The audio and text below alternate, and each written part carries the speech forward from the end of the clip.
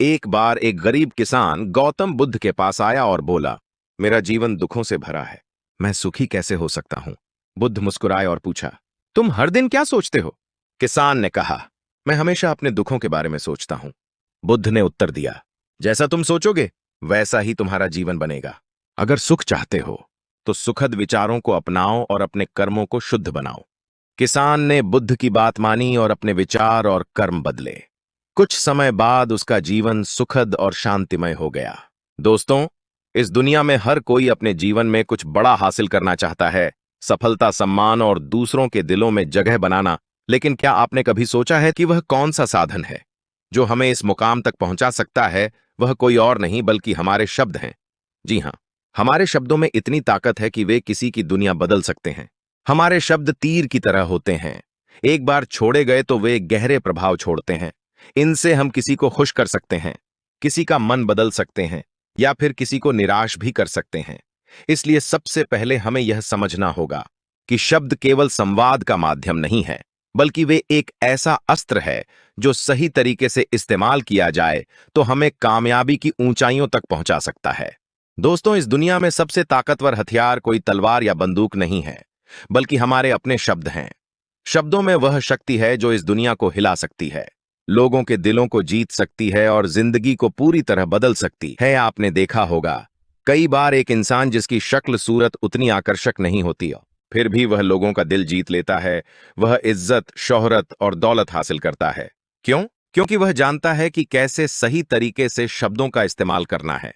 सोचिए, क्या आपने कभी ऐसे इंसान को देखा है जो देखने में साधारण हो लेकिन लोग उसके दीवाने हो? क्या ऐसा व्यक्ति आपके जीवन में कभी आया है जिसने अपने बोलने के तरीके से आपको प्रभावित किया हो? ऐसे लोग जीवन में नाम, शोहरत, इज्जत और दौलत कमाते हैं सिर्फ अपनी बातों से। आपने देखा होगा, कई लोग पढ़ाई लिखाई में तो कमजोर होते हैं, लेकिन अपनी बातों से ही कामयाबी की सीढ़ियां चढ़ते जाते हैं।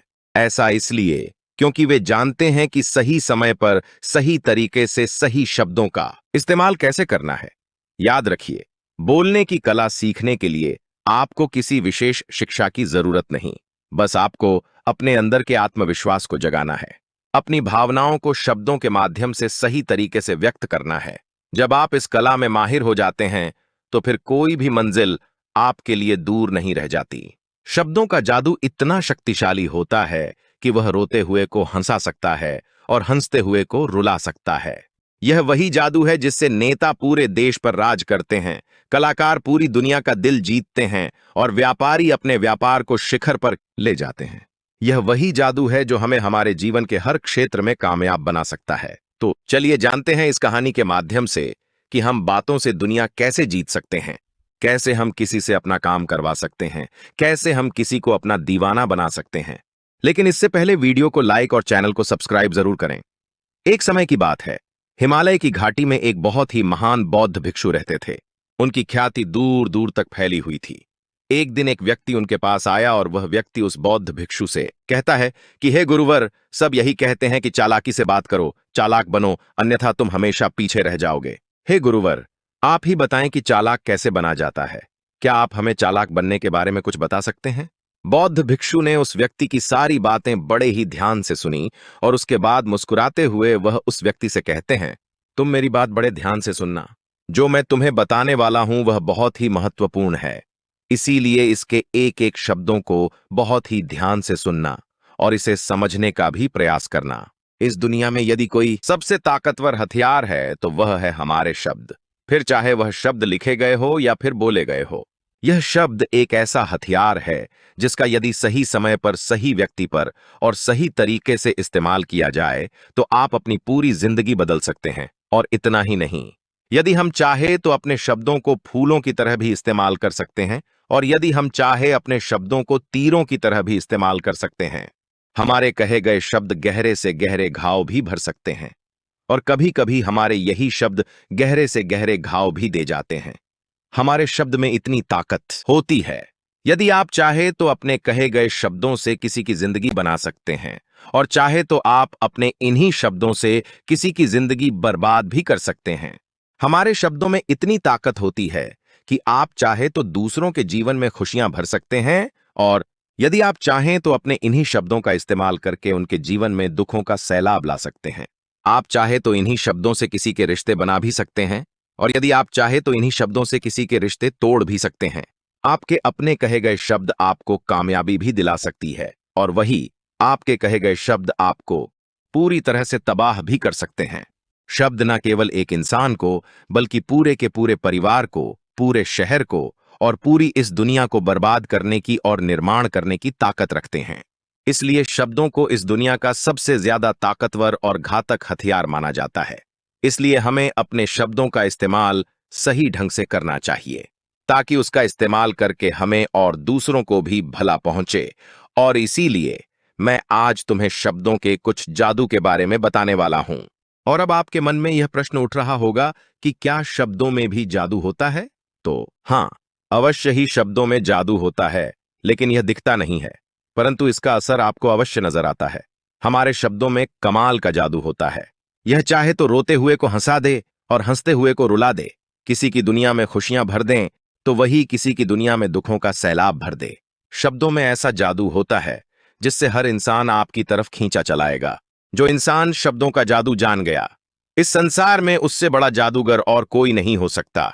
लोगों से बात करना, उनसे अपने कामों को मनवाना, यह एक कला है, और यह कला आपको सीखनी चाहिए। इसके बाद आपको कुछ भी सीखने की कोई आवश्यकता नहीं पड़ेगी। बस आपको बोलने की कला आनी चाहिए। उसके बाद हर कामयाबी आपकी होगी। आप जिस इंसान को भी चाहेंगे वह आपकी तरफ आकर्षित होने लगेगा। और यह बोलने की कला सीखने के लिए आपको कोई धन खर्च करने की भी आवश्यकता नहीं है। आपने देखा होगा कि कई लोग बहुत ज्यादा पढ़ाई तो करते हैं, लेकिन उनके पास बोलने की कला नहीं होती, जिस वजह से वह अपने जीवन में कभी सफल नहीं हो पाते। लेकिन आपने वहीं पर कुछ ऐसे भी लोगों को देखा होगा जो पढ़ाई लिखाई में तो बहुत कमजोर रहते हैं, लेकिन बोलने की कला में वह माहिर होते हैं। और वह लोग अपने जीवन में लगातार सफलता की सीढ़ी पर चढ़ते चले जाते हैं, और उन्हें रोकने वाला भी कोई नहीं होता। बोलने की कला सीखना इतना मुश्किल भी नहीं है। बस जरूरत है हमें कुछ आदतों को बदलने की, और साथ ही अपने नजरिया में कुछ परिवर्तन लाने की। आप अपने शब्दों की ताकत को कम मत समझना। आपने देखा होगा केवल एक नेता पूरे देश में कैसे राज करता है, और वह भी केवल अपने बोलने की कला से। हमारे शब्दों में इतनी ताकत होती है कि वह अंदर से मरे हुए इंसान में भी फूंक डाल सकती है, उसे एक नई जिंदगी दे सकती है। इसलिए आज हम यही जानने वाले हैं कि अपने शब्दों का इस्तेमाल हम कैसे कर सकते हैं। अपने शब्दों से हम जिंदगी में कामयाबी कैसे हासिल कर सकते हैं, और सभी लोगों को अपने शब्दों से हम अपनी ओर कैसे आकर्षित कर सकते हैं। लेकिन आपको उससे पहले यह 3 महत्वपूर्ण बातों का ध्यान रखना होगा। जब भी आप शब्दों के तीर चलाने के बारे में सोचे, तो सबसे पहले आपको यह सोचना जरूरी है, यह तीर मैं किस पर छोड़ रहा हूं, और यह तीर मैं क्यों छोड़ रहा हूं, और इस तीर का परिणाम क्या होगा। आप तो जानते हैं कि ऊपर वाले ने हमें 2 कान और 1 मुंह दिया है ताकि हम सुने ज्यादा और बोले कम। और जो लोग कम बोलते हैं उनकी सोचने और समझने की क्षमता भी अधिक बोलने वालों से कहीं ज्यादा होती है, और वह किसी भी काम में अपना 100% देने में पूरी तरह से समर्थ होते हैं। इसीलिए यदि आप भी जीवन में चालाक बनना चाहते हैं, अपने शब्दों का सही तरीके से इस्तेमाल करना चाहते हैं, तो आपको इन 8 बातों को ध्यान देना होगा। आपको इन 8 बातों को गांठ बांधनी होगी, और इन बातों को अपने जीवन में उतारना होगा। और हां, एक बात अवश्य ध्यान रखिएगा, चालाकी से बात करने का अर्थ यह भी नहीं होता कि आप स्वार्थी बन जाएं और किसी का गलत फायदा उठाएं। हमें चालाकी से बात करना इसीलिए सीखना चाहिए ताकि हम इससे अपना और दूसरों का फायदा कर सके। ना कि हमें किसी का गलत फायदा उठाना चाहिए, और ना ही हमें किसी को फंसाना चाहिए, बल्कि हम जितना भी लोगों से अच्छी तरीके से बात करेंगे, उतना ही लोग हमें पसंद करेंगे, हमारी इज्जत करेंगे, और हमारी बातों को भी वह बड़े ही ध्यान से सुनेंगे। वह हमारी कद्र करेंगे, और लोगों की नजरों में इस समाज में हमारा मान सम्मान और गौरव बढ़ेगा। इसलिए यदि आप इस समाज में रहना चाहते हैं, तो इस समाज के अनुसार आपको सोच समझकर चालाकी से बात करना सीखना होगा। आगे वह बौद्ध भिक्षु उस व्यक्ति को पहली बात बताते हुए कहते हैं कि अपनी बातों को कम से कम शब्दों में व्यक्त करना सीखो, क्योंकि बुद्धिमानी का मतलब होता है कि चीजों को आसान बनाया जाए। यदि आप अपनी बातों को दूसरे व्यक्ति को कम से कम शब्दों में नहीं समझा सकते हैं, तो वह आपकी बात नहीं सुनना चाहेगा। उसे आपकी बातें बोर लगने लगेंगी और वह आपसे दूर भागने लगेगा। आपने देखा ही होगा कि आपके आसपास कोई ना कोई व्यक्ति तो जरूर होगा जो अपनी बातों को बहुत घुमा फिरा के बहुत बढ़ा चढ़ाकर बोलता है। और ऐसे व्यक्ति पर आप कैसा महसूस करते हैं? ठीक वैसा ही वह सामने वाला व्यक्ति आपके लिए महसूस करेगा, क्योंकि आजकल अक्सर लोग बातों को इधर उधर घुमाकर ही कहते हैं। उन्हें सीधी बात करना अच्छा ही नहीं लगता, लेकिन वह यह भूल जाते हैं कि वह अपनी बातों को और भी ज्यादा मुश्किल कर रहे हैं, ये जिससे उनकी बातों में कोई भी दिलचस्पी नहीं लेता। इसीलिए आपको इस बात का ध्यान जरूर रखना चाहिए कि अपनी बातों को कम से कम शब्दों में लोगों तक पहुंचाएं। और यही बुद्धिमानी है, क्योंकि आजकल के दौर में हर किसी के पास इतना समय नहीं है कि वह आपकी लंबी चौड़ी बातें सुन सके। सभी के पास अपने अपने काम हैं, सभी अपने अपने कामों में व्यस्त हैं, अपने जीवन में व्यस्त है। और आप खुद ही अपना समय क्यों बर्बाद कर रहे हो जब आप किसी भी बात को केवल 1 मिनट में कह सकते हो? ये तो आप उसके लिए आधा घंटा क्यों लगा रहे हो? जितना ज्यादा आप कहेंगे उतने ही सस्ते आप महसूस होंगे, और जितना ही कम शब्दों में आप अपनी बातों को लोगों तक पहुंचाएंगे तो लोग उतना ही ध्यानपूर्वक आपको सुनना और समझना पसंद करेंगे। आगे वह बौद्ध भिक्षु उस व्यक्ति को दूसरी बात बताते हुए कहते हैं कि दूसरों का दिल जीतना सीखो। आप जब भी लोगों के साथ होते हो तो उन्हें अपने साथ अच्छा महसूस करवाओ। अगर आपको किसी से अपना काम निकलवाना है तो उसकी थोड़ी सी बढ़ाई करो, क्योंकि आजकल हर कोई अपनी बड़ाई सुनना चाहता है। इससे आपका कुछ नहीं बिगड़ेगा, क्योंकि वह अपनी बड़ाई खुद सुनना चाहता है। लेकिन हाँ, बड़ाई करते समय इस बात का भी ध्यान रखना चाहिए कि सामने वाले को ऐसा ना लगे कि आप सचमुच में ही उसकी बड़ाई कर रहे हैं, उसका मजाक बना रहे हैं। जैसे मान लो कोई व्यक्ति काला है और आप उसे कह दो कि तुम बहुत सुंदर दिख रहे हो, तो वह आपकी बात समझ जाएगा और हो सकता है कि वह आपसे गुस्सा भी हो जाए। बल्कि आप उससे कुछ इस तरीके से बात करें कि अरे दोस्त, आज तो तुम बहुत अच्छे लग रहे हो। पहले कही गई बात उसे बिल्कुल पसंद नहीं आएगी, लेकिन जब आप उसे कहेंगे कि आप आज बहुत अच्छे लग रहे हो, तो वह तुम्हारी बात अवश्य सुनेगा और उसे यह सुनकर बहुत अच्छा भी लगेगा। इसीलिए पहले उन्हें वह दीजिए जो उन्हें चाहिए, और फिर वह अपने आप ही आपको जो चाहिए वह देने को तैयार हो जाएंगे। फिर बौद्ध भिक्षु तीसरी बात बताते हुए कहते हैं कि जो भी बोलो विश्वास के साथ बोलो। अपनी बात रखने में कभी शर्माओ मत, अपनी बात को पूरे आत्मविश्वास के साथ रखो। आपने देखा होगा कि हम में से कई लोग अपनी बात रखने में शर्माते हैं, फिर भले ही वह उस विषय के बारे में अधिक जानकारी रखता हो, लेकिन वह लोगों से उस विषय के बारे में बात करने में शर्माता है, जिस वजह से लोग उसकी बातों पर विश्वास नहीं करते। उन्हें लगता है कि इसे इसके बारे में बिल्कुल नहीं पता, और वह लोग आपकी बातों में दिलचस्पी नहीं दिखाते, और वह लोग आपको आपकी बातों को झूठ भी समझने लगते हैं। इसलिए आप किससे क्या कह रहे हैं और क्यों कह रहे हैं, यह बात समझना भी बहुत जरूरी है। और यदि आप किसी के बारे में जानते हैं और पूरे आत्मविश्वास के साथ उस बात को रखते हैं, तो सामने वाले व्यक्ति पर आपकी बातों का प्रभाव जरूर पड़ेगा, क्योंकि आत्मविश्वास में ही वह शक्ति है जिससे लोग आपकी बातों पर विश्वास करते हैं, आपकी बातों से ही प्रभावित होते हैं। किंतु यदि आप अपनी बात रखने में शर्माते हैं, तो आप कभी भी अपना प्रभाव दूसरे व्यक्ति पर नहीं छोड़ सकते। इसीलिए जब भी आप किसी से बात करें, तो अपनी बातों को आत्मविश्वास के साथ रखें। आगे वह बौद्ध भिक्षु व्यक्ति को चौथी बात बताते हुए कहते हैं कि अपने शब्दों और अपने वाक्यों में भावनाओं को ढालने की कोशिश करें, क्योंकि जब तक आपके शब्दों में, आपके वाक्यों में भावनाएं नहीं होंगी, तो वह लोगों के दिल तक कैसे पहुंच पाएंगी। और जब आपके शब्दों में, आपके वाक्यों में भावनाएं जुड़ी होती हैं, तो वह आसानी से लोगों के दिल तक पहुंच जाती है। इसीलिए आपको अपनी आवाज को उसी माहौल के हिसाब से रखनी चाहिए। यदि आपको लगता है कि किसी वाक्य पर, किसी ऐसी स्थिति पर आपको दुखी होना चाहिए, तो आपकी आवाज में वह नमी होनी चाहिए। और यदि आपको लगता है कि सामने वाला व्यक्ति खुश है और वह खुशी खुशी आपकी बात सुन सकता है, तो आप उससे खुशी खुशी भी बात कर सकते हैं। और दूसरी तरफ यदि आपको लगता है कि कोई व्यक्ति दुखी है और उसके मन को शांत होना चाहिए, तो आपको भी उसके मन को शांत करने वाली वाणी, मतलब अपने शब्दों, अपने वाक्यों का इस्तेमाल करना चाहिए।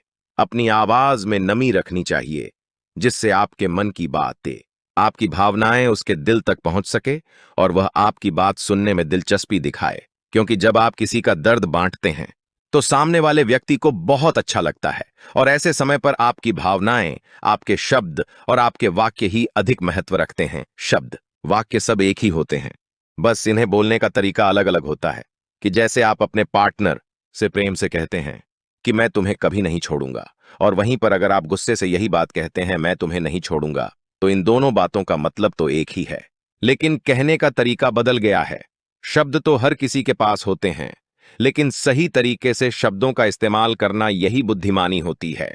जो अपने शब्दों में, अपने वाक्यों में भावनाओं को जोड़ पाता है, वही लोगों के दिल में राज कर पाता है। आगे वह बौद्ध भिक्षु उस व्यक्ति को पांचवी बात बताते हुए कहते हैं कि जब भी तुम किसी व्यक्ति से बात करते हो, तो उसकी आंखों में आंखें डालकर बात करो। क्योंकि यदि आप बात करते समय लोगों से नजरें चुराएंगे, सामने वाले व्यक्ति से छुप छुप कर बातें करेंगे, तो उसे ऐसा महसूस होगा जैसा कि आप उससे कुछ छुपा रहे हैं, आप उससे झूठ बोल रहे हैं। इसीलिए वह आपकी बातों में दिलचस्पी नहीं दिखाएगा और ना ही वह आपकी बातों पर विश्वास करेगा।